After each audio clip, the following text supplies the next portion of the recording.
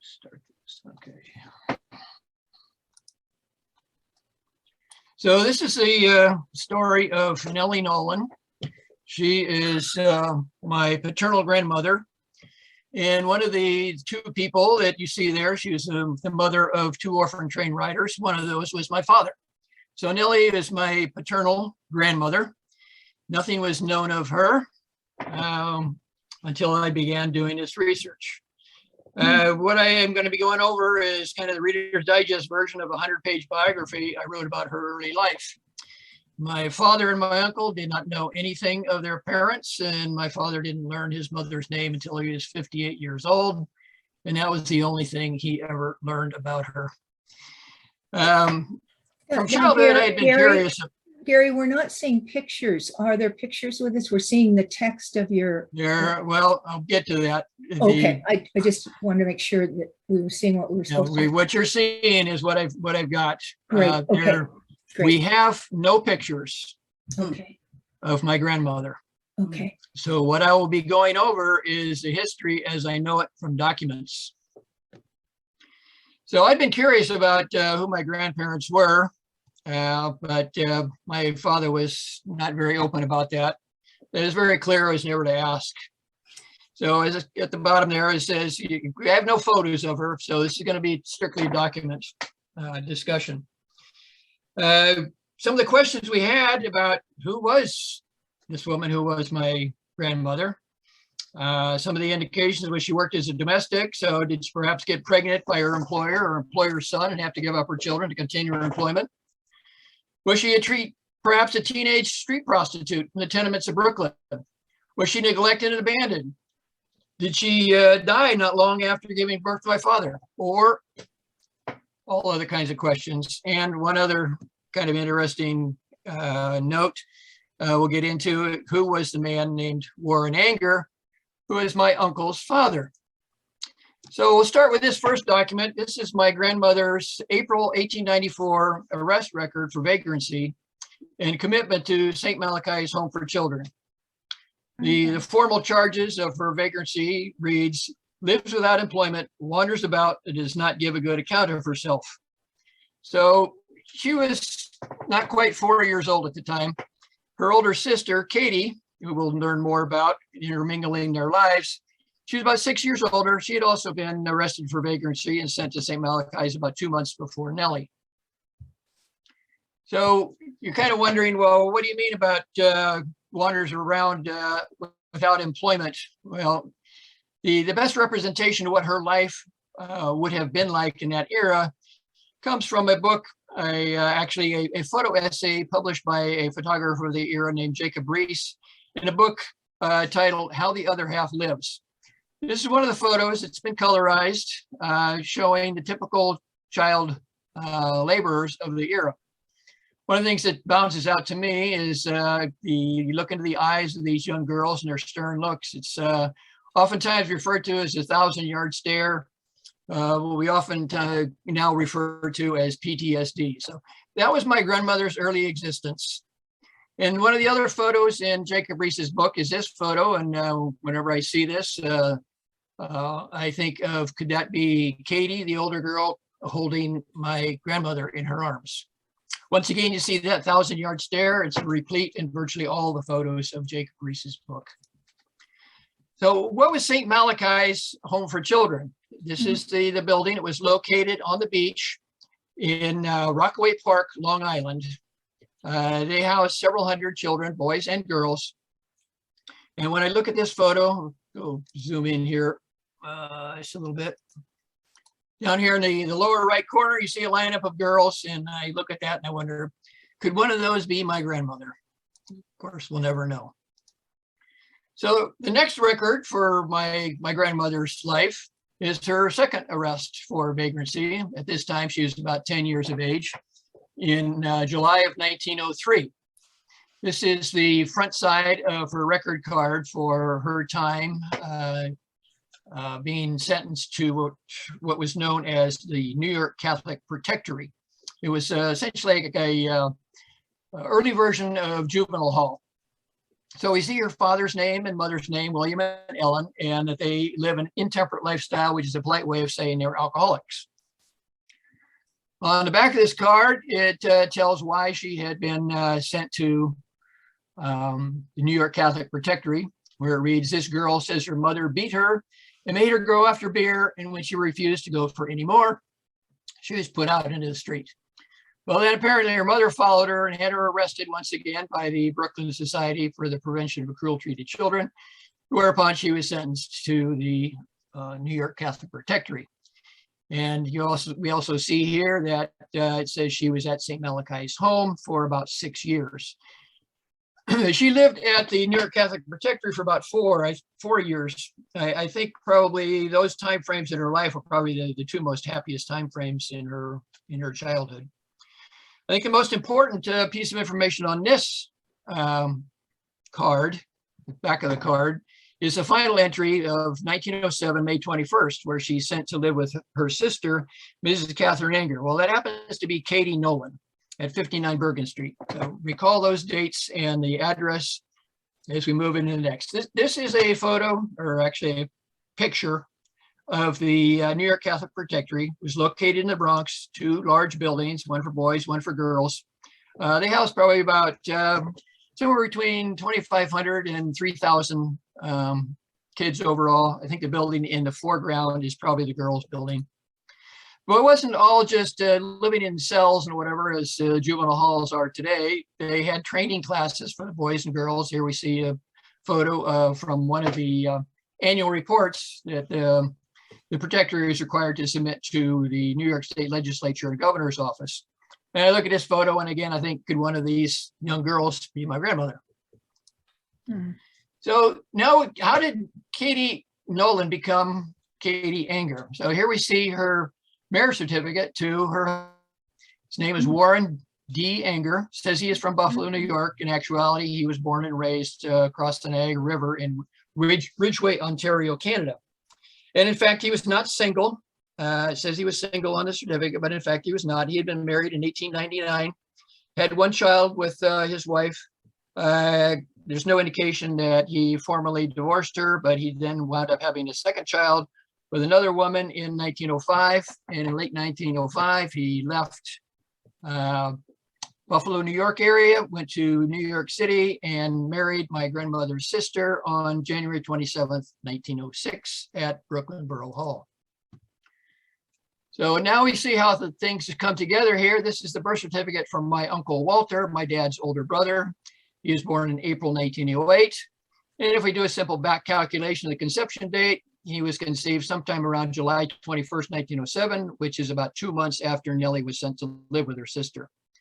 My uncle was born at Kings County Hospital in Brooklyn. That still exists today. And looky here, we see that Walter's father was Warren Anger, her sister Katie's husband, or Nellie's brother-in-law. We see the address matches up, 59 Bergen Street. And Nellie's age is 14 years and Warren's is 27 years. Another interesting thing to note is that this is during this time frame, this is the 3rd time in which Nellie would be taken into the custody of the Brooklyn Society for the Prevention of Cruelty to Children. And this is their facility, which is located at 105 Schermerhorn Street in Brooklyn. It was the early form of what we now call Child Protective Services. They were not really set up for long-term care and housing of the children they took in. Their primary mission was to remove children from neglectful and abusive living situations. So my uncle was born while my grandmother was in the custody of the SPCC, as commonly referred to. But after my uncle was born, the SPCC worked with another organization called New York Foundling Hospital, which is a large orphanage in Manhattan, to transfer the custody of both my grandmother and my uncle into their facility. This document we see is one of the memos associated with their my grandmother's transfer from the SPCC to the New York Foundling, thanking them for taking in my grandmother and my uncle. One of the things that I oftentimes think about is the second sentence, second paragraph, which reads, "You also find enclosed 2 small pieces of jewelry belonging to her." And I wonder sometimes, what were those 2 pieces of jewelry? And did she ever get them back? So this is the New York Foundling Hospital where my grandmother Nellie and my uncle were sent. It was established in the mid-1850s in Manhattan by the Sisters of Charity. The Sisters of Charity was founded by Elizabeth Ann Seton, who happens to be the first U.S.-born person to be canonized by the Catholic Church. So it's located on 68th Street. It actually used to span the entire block between 2nd Avenue and 3rd Avenue, a very large facility. They had about 2,500 orphans in-house and about another 2,500 that they had responsibility for that they had arranged with foster care homes. On an average basis, they would see 8 new admissions every day, 365 days a year. So you can see that there was a significant problem of orphaned children in New York City at that time frame. So this is my father's admission record to the New York Foundling Hospital. After his birth, he was born September 29th, 1910. According to this, his birth certificate actually says September 30th. During that time frame, from my grandmother's original admission to the New York Foundling, she lived and worked there. She's noted on the 1910 census as working there as a servant with the specific responsibilities as a child's nurse. The New York Foundling Hospital actually had a program where they would encourage unwed mothers to stay with them at the New York Foundling facility in exchange for room and board if they would nurse their child and care for at least one other child. And my grandmother was one of those women, one of those mothers who did that up until April 1912. When my grandmother was pregnant, about 3 months pregnant with my father, Warren Anger, my uncle's known father, deserted my grandmother's sister Katie and returned to Buffalo. So he was kind of repeating his previous behavior. That may be because he was also the father of my father, but that's unknown because my father's birth certificate says father unknown. So after 1912, when Nellie left her work at the New York Foundling, she returned to live with her sister Katie again. By this time, Katie had remarried to a second husband by the name of Thomas Kelleher. And during this time frame, my grandmother worked at a shoe factory as a shoe finisher. And in November of 1915, she married her husband, a man by the name of Enrique Pye, at Church of the Redeemer. Church of the Redeemer was a Episcopalian or Anglican congregation. So it kind of begs the question, why did they choose to get married at a Episcopalian or Anglican congregation when they are both probably very associated with the Catholic Church? At least we know that from my grandmother. It may be the fact that my grandmother never revealed to Enrique that she had 2 previous children and she didn't want that secret to potentially be revealed by the Catholic Church to Enrique. Or Enrique may decided he didn't want it to have the Catholic Church pressuring him to take on the responsibility of raising my father and my uncle. So we don't really know, but those are the 2 possibilities. Enrique himself was actually from Havana, Cuba. He was an immigrant. He came to New York City in September 1914. So in some ways, you could say that my grandmother and her husband were a real-life example of West Side Story. And other interesting factors here. At the time my grandmother married her husband, she lost her U.S. citizenship because at the time the U.S. federal law defined a married woman's citizenship as being that of her husband. So under U.S. law, they recognize Nellie as Cuban, not U.S. 1915. So, and also, if we do some quick calculations from the birth of Nellie and Enrique's first son, she became pregnant within days of her marriage to Enrique. They would eventually have one other son. Henry was their firstborn, born in August 1916, and Woodrow, who was born in December 1918. His name Woodrow is likely because he was named after President Woodrow Wilson at the time, who was very well recognized and reputed around the world for having been the prime factor in bringing an end to the horrors of World War I. So that was my grandmother's life up until that time. And now I'm going to jump forward more towards the end of her life. Last June 2021, my wife and I traveled to New York to visit our daughter and attend our grandson's high school graduation. I had determined by that time that the last town where my grandmother lived was a place called Northport Village. It's located on the northwest shore of Long Island. But it's a cute little village, kind of a tourist town.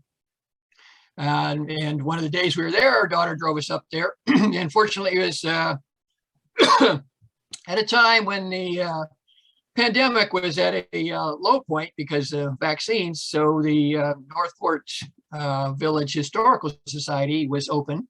Was able to visit them and ask them if they could help me perhaps locate where the exact location, address where my grandmother lived. They put me in touch with the Northport Village Library. The reference librarian gave me her direct contact information. And when I returned home, I contacted her, and within a week or so, she got back to me and sent me copies of the Northport Village Directory, in which my grandmother is listed at living at 171 Main Street. And if we look to the center, that brick building in the center left, that's where my grandmother lived her last years of life. Here it is from a Google street level view. And one of the interesting things when we visited the town, we parked directly across the street from this building. And as we were feeding the parking meter, I looked across at it. I go, that's a curious building. I had no idea why I was drawn to it. Now I do. While we were there, we also had the opportunity to visit her last resting place, Maple Grove Cemetery in Kew Gardens, Queens. It's near Jamaica Station, about maybe a half-hour walk from Jamaica Station on the Long Island Railroad. And we left a bouquet of 11 red roses, 11 being the significant number, one each for my father and his brother, one each for my sister and myself, one each for my uncle's one son, 4 for my 4 daughters, and 2 for my sister's 2 daughters. So some closing thoughts. It's fairly clear that Nellie's pregnancies with my father and uncle were probably the result of being sexually abused by war and anger. So it begs the question, what would Nellie have done if abortion had been an option during that time frame? Now, on a personal level, I support a woman's right to choose. So if Nellie had had the opportunity to exercise such a right, would she have done so? Given the origins of the pregnancies, I feel that she would have been perfectly justified. But then that leaves me with a bit of a personal paradox, because if she had exercised such a right, my father and uncle would never have existed, and I wouldn't be here today to be sharing this story with you. And none of my daughters, grandchildren, or my sister's daughters or her grandchildren would be here. So I'll close with this as how I came to know and develop a love for my grandmother. I know that she did the best she could. Oh, wow. Oh, thank you, What Gary. a story. Oh my gosh. Thank you, Gary. That was amazing. Stop and the share. You have done so much research. We've been hearing about this story now for probably 2-3 years, and you've just done another whole level of research. And yeah, I have traced her life all the way from birth to death. I didn't go over, I know the details of her lifetime, of her 2 subsequent sons, their children. I traced it down to actually living half cousins, one of whom lives in the area. it's Not had amazing. success in making contact with them though. How did you trace them through DNA, or how did you trace these cousins? I say from the obituary from her fourth son. He had 2 children, and in the obituary mentions their names. I was able to trace them down and pretty well confirm that they were the people I was looking for by location. Found yearbook entries for them in the Nashua County area on Long Island, where they were raised. And through True People search online, is able to trace it down to a woman who would have been my half first cousin. She at the time lived in Atherton. She has since passed away, but I have now also found the address and name for her one son who lives in the Morgan Hill area. Gary, Roger and I need to go right now, but thank you so much for sharing our family story. Good job, Gary. Nice to see Take you. care, Lonnie. sis. And Good to see you Roger. guys. We'll talk soon. All right. Love you. Love you too. Bye. Gail Gary. asks, Bye, Gary. Kathy. Say hi to Bob. Yep. Oh, I will, Lonnie. Thank you. Gary, that was just amazing. Thank you so much for sharing that. And so, Karen, would you like to share your